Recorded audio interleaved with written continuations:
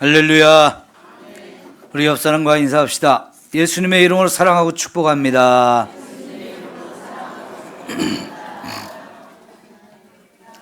옆자리에 누가 왔는지 좀 관심 좀 가져주시고 사랑을 진짜 좀 많이 해주세요. 교회 와서 내가 사랑받는다는 느낌을 충분히 받아야 또 오고 싶죠. 옆에 있는 사람들이 관심도 없다, 무관심하다 그러면 이 교회는 왜 그래? 그렇게 되겠죠? 네, 여러분 서로 좀 진실되게 사랑해 주시기를 바랍니다. 전도하고 계시죠? 안 하시나요?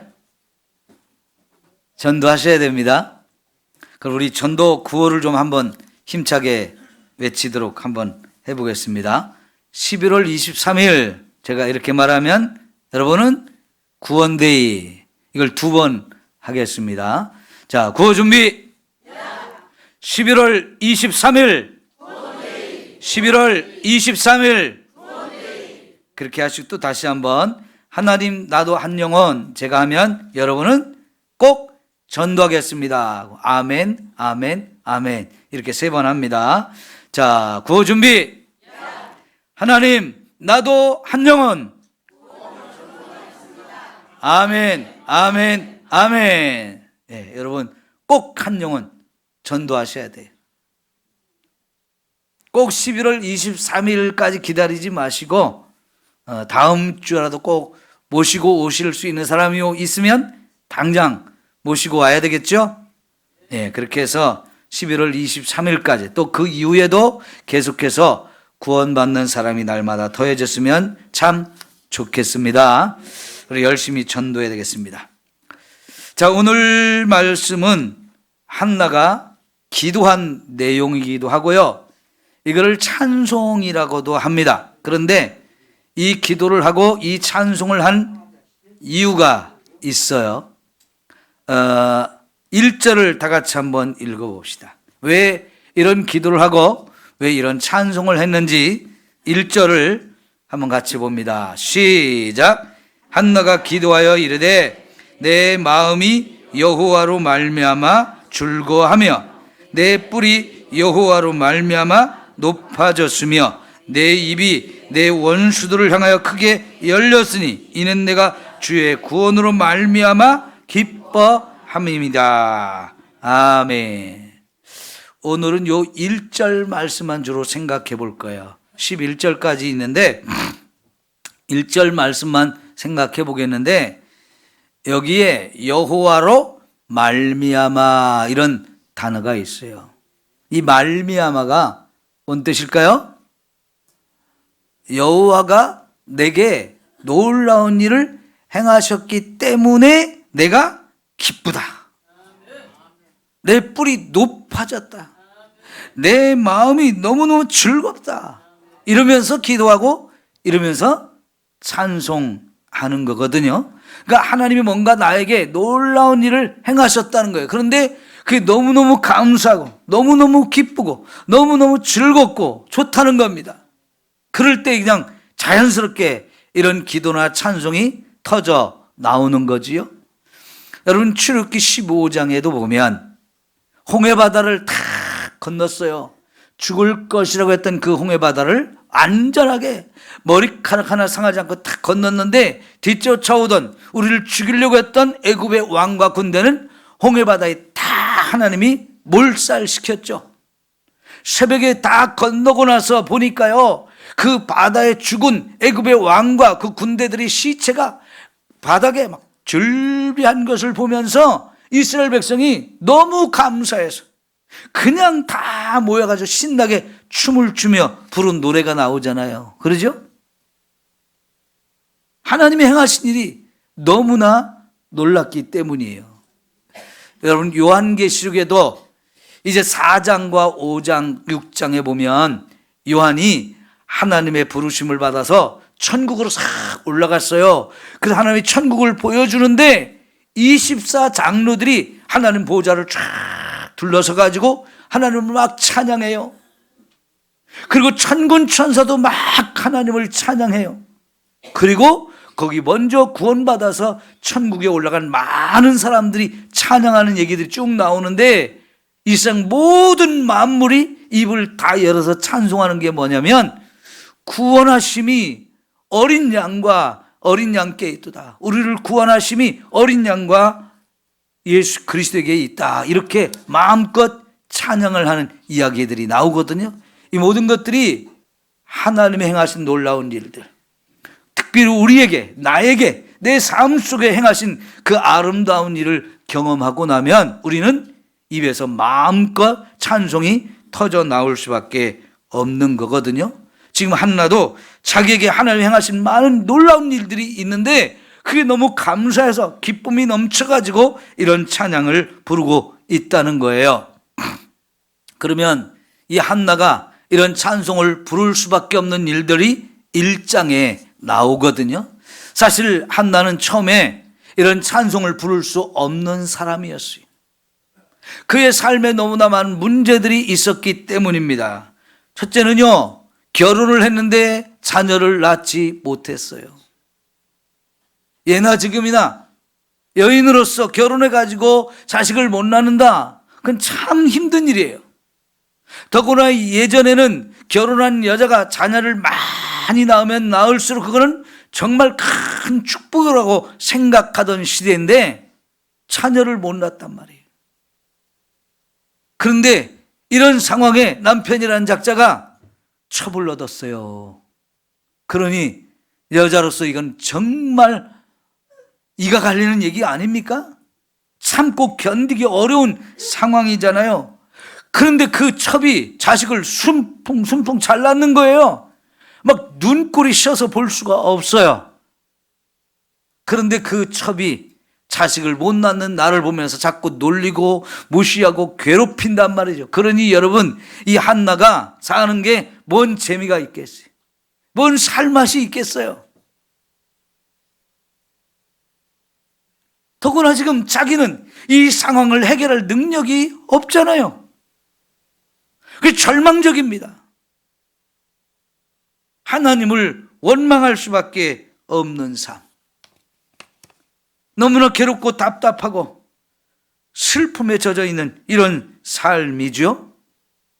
이걸 어떻게 자기의 힘과 노력으로 변화시켜서 해결할 수 있다면 좋겠는데 그런 걸 해결할 능력이 자기에게는 없습니다. 그런데요, 해결책이 있었어요. 그 해결책이 뭡니까? 기도였습니다. 기도였어요. 여러분, 기도가 저와 여러분에게도 모든 문제에 대한 확실한 답이 되어지는 줄 믿습니다. 기도는요, 하나님이 우리에게 주신 놀라운 한 수예요. 이런 걸 사람들이 뭐라고 하죠? 신의 한 수라고 하잖아요. 기도야말로 이 땅을 살아가는 사람들한테 진짜 하나님이 주신 놀라운 한 수예요. 한 수. 왜요? 이 기도하면 우리의 삶의 모든 문제가 해결되어지기 때문입니다. 그래서 한나가 자신의 모든 문제를 가지고 하나님 앞에 엎드립니다. 저에게도 자식을 주십시오. 저에게도 자식을 주십시오. 그러면 이 자식을 젖을 떼면 나시린으로 길러가지고 평생 하나님께 드려서 하나님을 위해 살 수 있도록 하겠습니다. 이렇게 고백하거든요. 성도 여러분, 여러분에게도 기도의 제목 많이 있잖아요. 여러분이 해결하지 못하는 문제들이 있잖아요. 그러면 우리 그 문제를 기도로 해결할 수 있기를 축원합니다. 이거는 믿음을 가진 사람들에게 하나님 주신 놀라운 은혜이고 특권이에요. 신의 주신 하나님 주신 한 수란 말이에요. 이런 기가 막힌 기도에 놀라운 방법이 있는데 안타깝게도 기도할 줄 모르는 사람들이 지금 교회 안에도 많아요. 특별히 신앙생활한 지 얼마 안 되시는 분, 특별히 젊은 성도님들, 기도를 배우십시오.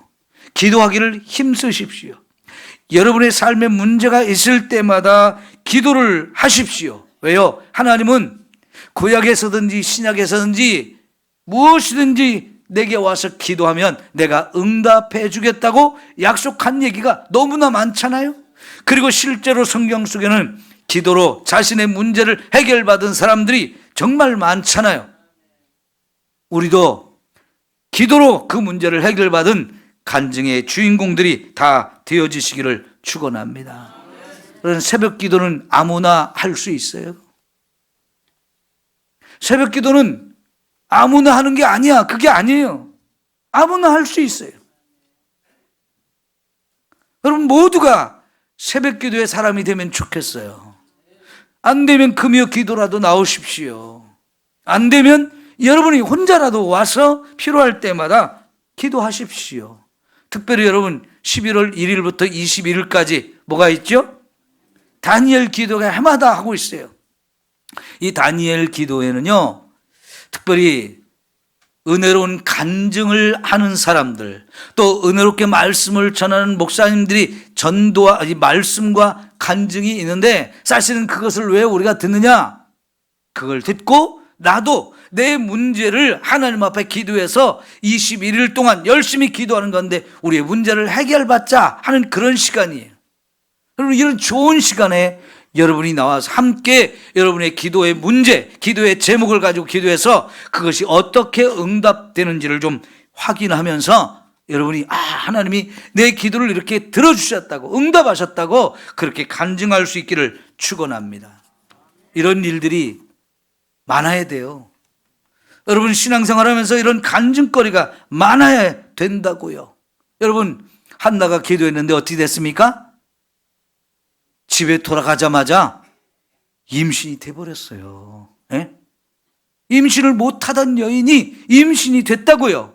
그리고 아들을 낳았어요. 얼마나 감격하고 얼마나 좋았겠습니까? 그 아들을 품에 안고 젖을 먹으면서 날마다 찬송이 나왔을까요? 하나님 내게 이런 귀한 아들 주셔서 감사합니다. 감사하면서 매일매일이 감사하지 않았을까요? 그래서요 그 아들을 젖을 뗀 후에는 바로 자기가 서원 기도한 대로 성막으로 데리고 가서 아들을 하나님께 드렸어요. 근데 여러분 여기 아들이 몇 살이 됐는지 우리가 모르지만요 아이가 아직 어리다고 했어요. 특별히 젖을 떼자마자 데리고 가서 바쳤다는 거예요. 그럼 도대체 젖을 몇 살까지 먹이면 그 아이를 떼어놓을 수 있나요? 요즘 사람들은 젖도 안 먹이려고 하고 한 2달 먹이면 끝이고 6개월 먹이면 끝이고 이러는데 우리는 어렸을 때 적어도 한 1년은 먹었죠? 엄마 젖 한 1년은 먹었죠? 더 먹었나요?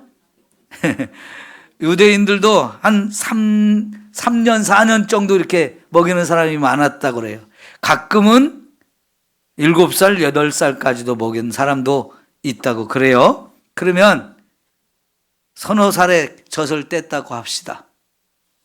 그걸 어떻게 떼어놔요? 네?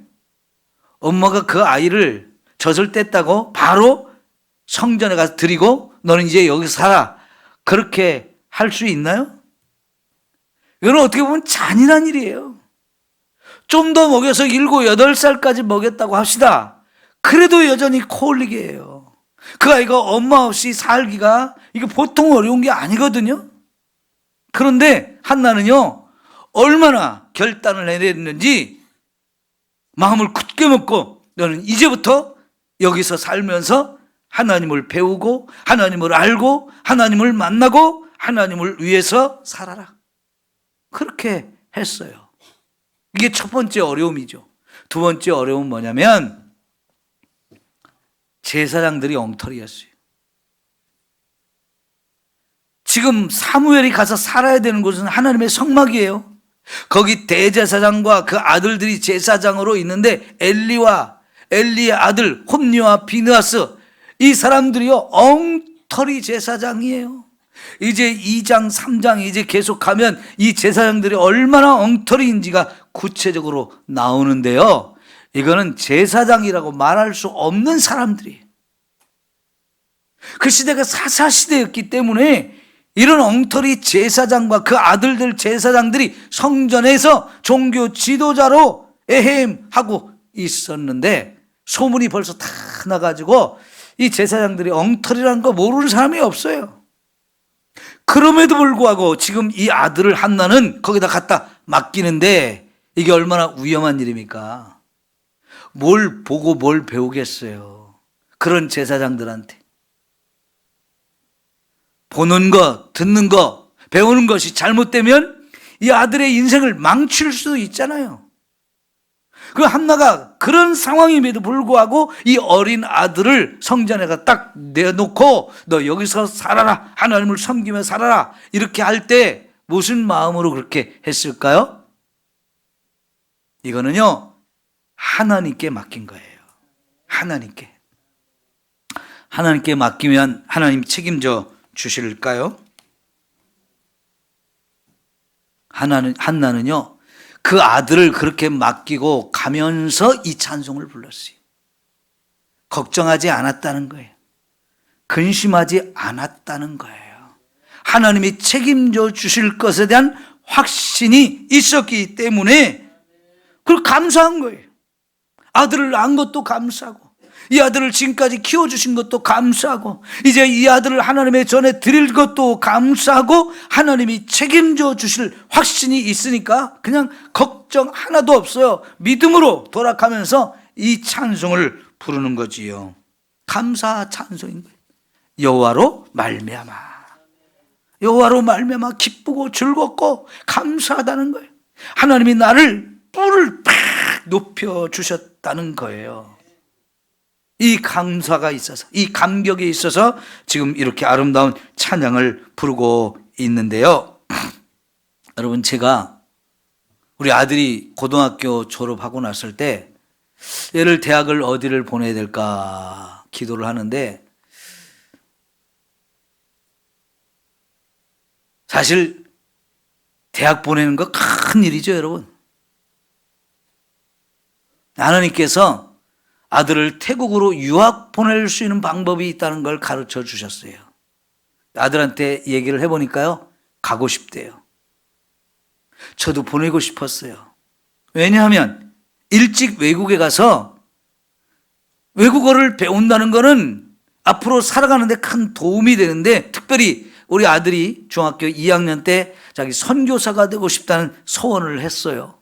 그러면 이 영어라든가 외국어를 잘 하면 좋고, 그 외국이 우리와는 환경이 달라서 그 나라 환경을 미리 아는 것도 참 도움이 되거든요.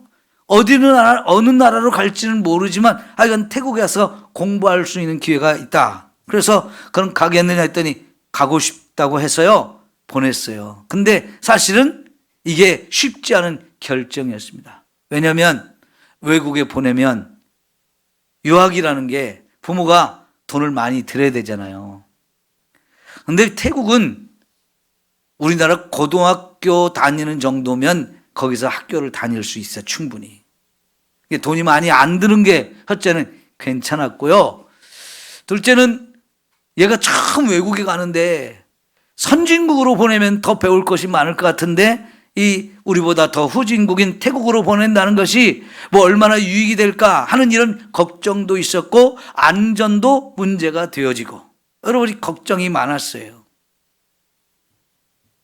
그런데 그때 아들을 보내면서 하나님이 책임져 주세요, 하나님께 맡기겠습니다 하는 그 마음으로 아들을 보냈어요. 아들을 보내놓고 돈을 넉넉하게 보내주지 못해서 사실은 굶기도 하고 힘들기도 많이 했었다고 잠깐 얘기하는 걸 들었는데, 저 아들도 저를 닮아서 그런 얘기 잘 안 하는 것 같아요. 하여튼 고생을 많이 한 것 같아요. 그 아버지 입장에서는 참 마음이 아프지요. 그러나 하나님께 맡기는 마음이 있었기 때문에 그걸 보낼 수 있었는데, 한나의 심정이 바로 그러지 않았을까 생각이 되어집니다. 여러분, 한나가 왜 임신을 못하게 됐나요? 1장 5절을 한번 볼까요?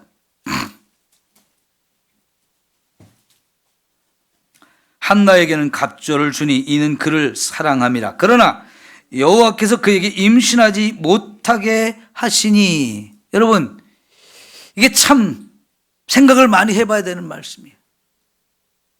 한나가 임신하지 못한 이유가 하나님께서 임신을 못하게 하셨다는 거예요. 그의 태문을 하나님이 닫아가지고 임신을 못하게 만드셨다는 거예요. 그걸 한나는 알아요, 몰라요? 한나는 모르지요. 만약 한나가 알았으면 하나님이 임신을 못하게 하셨구나 생각하고 그것도 다 뜻이 있겠지, 뭔가 이유가 있겠지 하고 받아들일 텐데요, 그걸 모르는 상태에서 내가 지금 임신을 못한다고요? 그러면 이게 얼마나 지금 속상하고 답답하고 안타까운 겁니까? 하나님에 대한 원망도 정말 많았을 거예요. 하나님이 미리 알려주고 이러시면 괜찮은데 안 알려주니까, 모르니까 우리가 답답한 거예요. 우리 이게 고생인 거예요. 하나님은 왜 한나를 임신을 못하게 하셨을까요? 자기 남편이 첩을 데려왔는데 그 여자에게는 막 임신을 탁탁 너무너무 잘 되게 해가지고 막 자식이 주르르 났는데, 그걸 보면서 옆에서 그 서러움을 느끼게 되는 이 심정이 참 우리로서는 이해하기 어려울 거예요. 근데 여러분, 여기 하나님이 왜 그랬는지를 우리 한번 생각해 보십시다. 왜 그랬을까요? 뭐 때문에 그랬을 것 같아요? 여러분, 이 고난을 통해서 하나님이 한나를 만나주려고 하신 겁니다.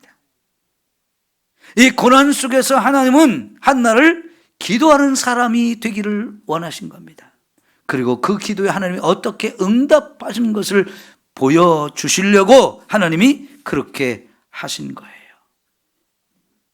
우리 창세기에 보면 아브라함의 아내의 사라도 자식을 낳지 못했었어요.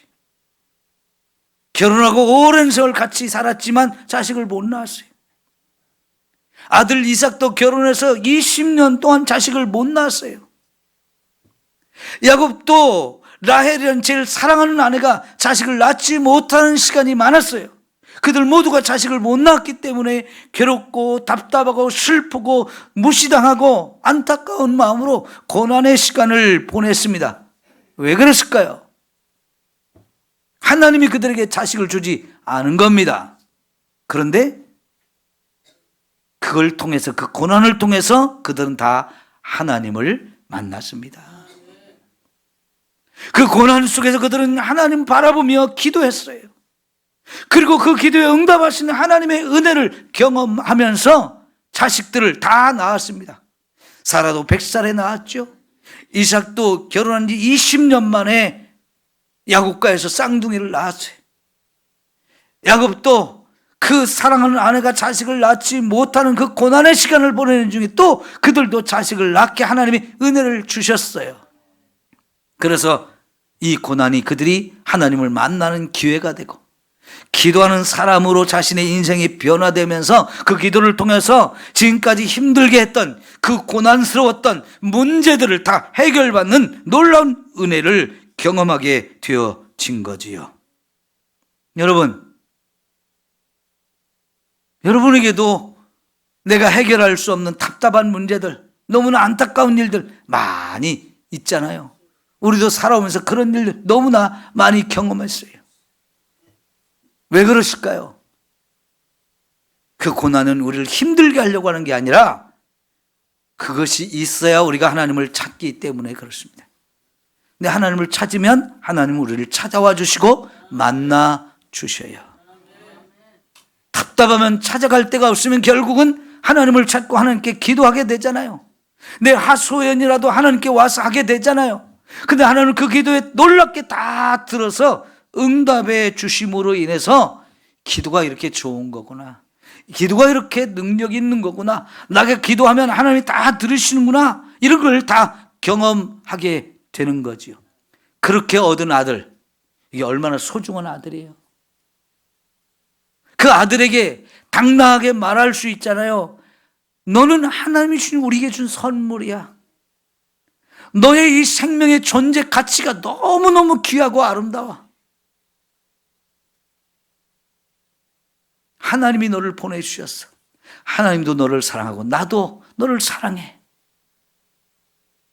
그러면서 이 아들을 키우는데 그냥 키워지겠습니까? 기도로 얻은 아들이기 때문에 기도로 양육할 수밖에 없죠. 여러분, 나 놓기만 하면 알아서 큽니까? 자녀들의 어마어마한 자녀들을 양육하는데 부모의 손길이 처음부터 끝까지 모든 것을 다 돌봐야 되잖아요. 모든 걸 다 뒷받침해줘야만 크잖아요. 근데 그것만 가지고 안 됩니다. 사실은 절대적인 기도가 필요합니다. 우리가 믿음을 갖고 살면서도 자녀들을 양육하면서 기도하지 않고 키우는 부모가 지금 너무나 많아요.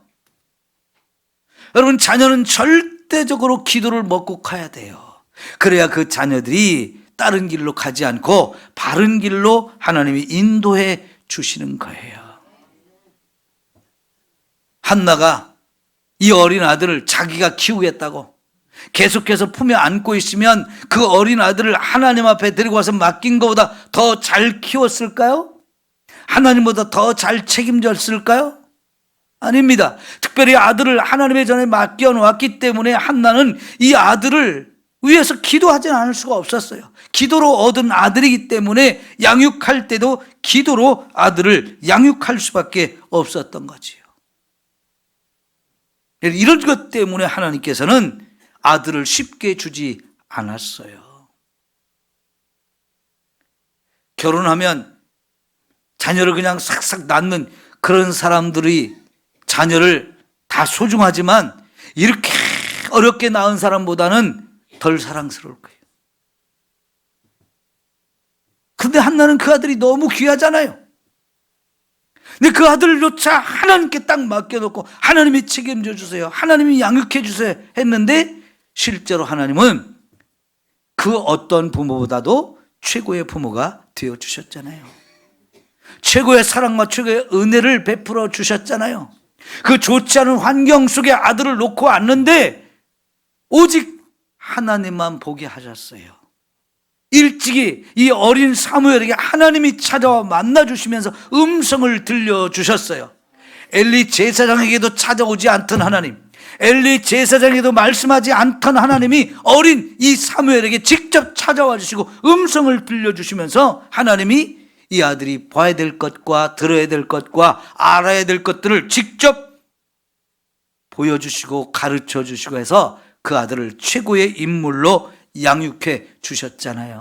하나님 책임져 주셨잖아요. 그래서 그 깜깜한 사사시대를 끝나고 새로운 왕정시대를 만들어가는 위대한 하나님의 일꾼이 되었잖아요. 이게 다 한나의 믿음으로 또 하나님이 책임져 주심으로 이렇게 되어진 것을 우리는 볼 수 있는 겁니다. 여러분, 기도가 이렇게 아름다운 일이고요, 하나님께 맡긴다는 게 이렇게 하나님 멋지게 책임져 준다는 것을 우리는 알 수 있는 겁니다. 여러분, 지금까지 자녀들을 위해서 기도하지 못했다면 이제부터라도 기도하십시오. 부모된 사람으로서 자녀들을 위한 최고의 책임이에요. 기도만이 우리의 자녀들의 앞길을 열어줄 수 있는 가장 확실한 길이 되어져요. 이게 자녀들을 위한 최고의 사랑이고 최고의 영적 유산입니다. 여러분, 재산을 물려주는 것보다 여러분 자녀들을 위해서 기도를 쌓아놓은 것, 그것이 최고의 유산이 되어진다니까요. 그래서 지금부터라도 여러분이 기도하면 하나님께서 여러분의 자녀들에게 책임져 주시고 그 앞길을 활짝 열어주실 줄 믿습니다. 늦은 게 아니에요. 지금이라도 괜찮습니다. 끊임없는 여러분의 기도로 자녀들을 후원하고 뒷받침하는 것, 너무나 귀하고 아름다운 일이 되어지는 줄 믿습니다. 그러니까 위대한 인물들 뒤에는요, 위대한 기도해야 하는 부모가 다 있었어요. 세계사를 봐도 위대한 인물들 뒤에는 그들을 위해서 기도하는 정말 위대한 부모님들이 있었어요. 요한 웨슬레 형제가 12명이었거든요. 그 12명 되는 아이들 부모가 어떻게 다 돌보겠어요? 그런데 요한 웨슬레와 찰스 웨슬레 형제가 영국을 개혁하고 복음으로 아름다운 나라로 만들었는데요. 그렇게 할 수 있었던 모든 원동력이 뭐냐? 그의 어머니가 자녀들을 위해서 너무나 많은 기도를 했기 때문에 가능했던 겁니다. 기도하는 부모는 자녀를 위대하게 만들어냅니다. 여러분이 자녀들을 위해서 기도한다는 거 너무너무 감사한 일이거든요. 여러분, 자녀가 다 컸다고 이제는 부모가 할 일이 없는 게 아니에요. 지금이야말로 말없이 부모가 자녀를 뒤에서 기도해 주는 것이 정말 큰 유산이 됩니다. 여러분이 이제 언젠가 하나님의 부르심을 받고 하나님 나라 갈 텐데 계속해서 우리 자녀들에게 영향력을 미치는 게 뭐냐면 여러분들이 자녀들을 위해서 기도를 쌓아두면 그 기도가 자녀들에게 다 하나님이 응답하셔서 이루어지는 거예요. 여러분, 자녀를 기르면서 모든 부모는 이 자녀가 커서 어떤 사람이 되기를 원하는가 다 소원하는 게 있어요. 착하게 살았으면 좋겠다. 많은 사람들한테 좋은 영향을 끼치는 사람이 되었으면 좋겠다. 훌륭한 일을 하는 사람이 되었으면 좋겠다. 나름대로 여러분이 다 자녀들을 양육하면서 기대하고 소망하는 바가 있었죠. 그런데 한나는요, 처음 자식을 달라고 기도할 때부터 그가 원하는 게 뭐냐면 내가 아들을 낳으면 그 아들은 내 뜻대로 내 마음대로 키우지 않겠습니다. 나시린으로 거룩하게 이 아이를 키워서 하나님께 드려서 그 아이가 평생 하나님을 위해 살도록 하겠습니다. 이런 목표와 이런 비전을 가졌어요. 그렇기 때문에 그를 위해서 기도했고 그렇기 때문에 그를 하나님께 어리지만 맡겼습니다. 그랬더니 하나님이 정말 그의 소원하는 대로 그 아들을 위대하게 만들어 주셨어요. 여러분, 이 땅에 우리가 살면서 우리는 무엇을 하며 살아야 됩니까? 어디에서 어떻게 살아야 됩니까? 세상에는 직업도 많고 그 중에 저와 여러분이 이것저것 선택해서 지금까지 살아왔는데 사실 그보다도 더 중요한 것은 뭐냐면 우리가 어디에 있든지 무엇을 하든지 우리는 하나님의 영광을 위해서 살아야 하는 존재입니다. 하나님 우리를 그렇게 만드셨다고 그랬어요. 하나님을 찬송하는 자로 만드셨고 하나님께 영광을 돌리도록 하기 위해서 우리를 만드셨다고 그랬어요. 그게 우리의 존재 이유이고 우리가 살아가는 목적인 거예요. 근데 이거를 알고 살아가는 사람과 이거 없이 그냥 내 마음대로 내가 원하는 길로 사는 사람하고는 전혀 다르지요. 그런데 한나는요, 아들을 하나님께 드릴 수 있었던 것은 네가 다른 거 보지 말고 다른 인생 살지 말고 오직 하나님을 위해 살아라. 너의 평생은 그렇게 돼야 된다고 젖을 먹으면서 계속 어리지만 가르치고 실제로 그렇게 살도록 하나님께서 바친 거예요. 그랬을 때 하나님이 세상을 보지 않게 했어요. 악한 사람들의 영향력을 받아 따라가지 않고 오직 하나님이 가르쳐준 대로 말씀을 따라가면서 진짜 하나님이 마음껏 쓰실 수 있는 사람이 되었어요. 하나님의 뜻을 이루는 이런 일을 하는 사람으로 하나님이 만들어 주셨어요. 하나님이 책임져 주신 거지요.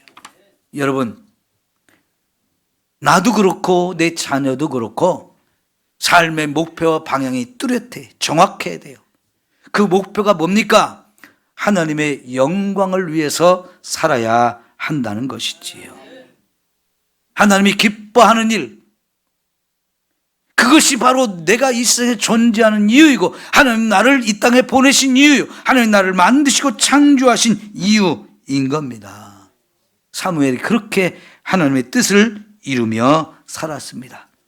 여러분, 이렇게 사는 게 사실은 우리에게도 최고의 행복이고 기쁨인 거예요. 여러분, 하루를 마치고 군대 갔을 때 부르는 노래, 하루 일과를 다 마치면 부르는 노래가 있어요. 보람찬 하루 일을 끝마치고서 이 노래를 꼭 불러요. 오늘 하루가 참 보람됐다는 거예요. 그럼 기분이 참 좋아요. 군대에서는 그냥 놀리지를 않거든요. 뭐라도 시켜요. 청소를 하든지 빨래를 하든지 구두를 닦든지 머리를 깎든지 이런 것부터 시작해가지고 다양한 훈련을 받으면서 하루하루를 그냥 할 일이 있게 만들어요. 그냥 놀아, 이게 없어요. 그 하루를 끝나고 나면 보람차요. 뭔가를 한 거예요. 의미 있는 일을 한 거예요. 여러분, 그렇게 우리 인생이요, 이 땅에서 내가 할 일을 정확하게 알고 그 일이 있어서 막 내 모든 걸 바쳐서 막 힘써서 일하며 산다는 거 얼마나 감사하고 보람차고 행복한 인생입니까? 그것도 하나님을 위해서 우리가 쓰임받는다는 거, 최고의 인생을 살아가는 것이거든요. 사랑하는 성도 여러분, 우리가 이런 인생을 살아갈 수 있기를 축원합니다. 지금 한나가요, 어린 아들이지만 하나님의 성막에 탁 들어놓고 돌아가면서 기쁨이 있고 감사가 있어서 이런 찬양이 막 흘러나오는 거예요. 간증이 있기 때문에, 감격해서, 너무나 좋아서, 하나님이 행하신 이 놀랍고 아름다운 일 때문에 그렇게 감사와 기도와 감사의 찬송이 울려 퍼지는데, 우리도 이렇게 살았으면 좋겠어요. 아이고 힘들다, 아이고 힘들어 하면서 하루 그렇게 마치면 그게 뭔 재미로 사는 거예요? 네? 그거 아니잖아요.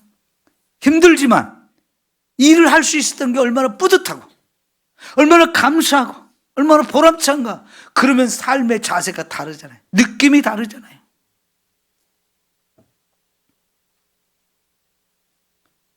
우리 마음껏 하나님을 찬양하며 살기를 축원합니다. 우리 찬양대원들 찬양할 때마다 이유가 있어야 돼요. 하나님이 내게 행하신 일로 말미암아. 하나님이 내게 행하신 그 일이 너무 좋아서, 너무 감사해서 하나님을 마음껏 찬양하는 것이 우리의 입에서 그냥 언제나 흘러 넘쳐야 하지 않겠습니까? 그게 보람되고 가치 있고 의미 있고 행복한 삶이 되어지는 거지요. 기도하겠습니다. 하나님 아버지,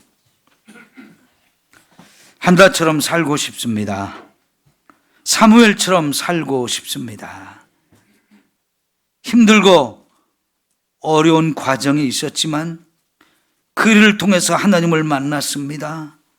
하나님 나를 버린 것이 아니고, 하나님 나를 고통을 주려고 하신 것이 아니고, 그 고난 속에서 하나님을 찾게 하시고 하나님을 만나게 하시고 하나님이 얼마나 나를 사랑하는지, 하나님이 얼마나 좋으신 분인지를 만날 수 있고 경험할 수 있게 하셨듯이, 사랑하는 성도들이 힘들고 어려울 때마다 기도하게 하시고 하나님이 응답하시는 그 놀라운 일을 보고 경험하게 하시어서 간증할 거리 있게 하소서.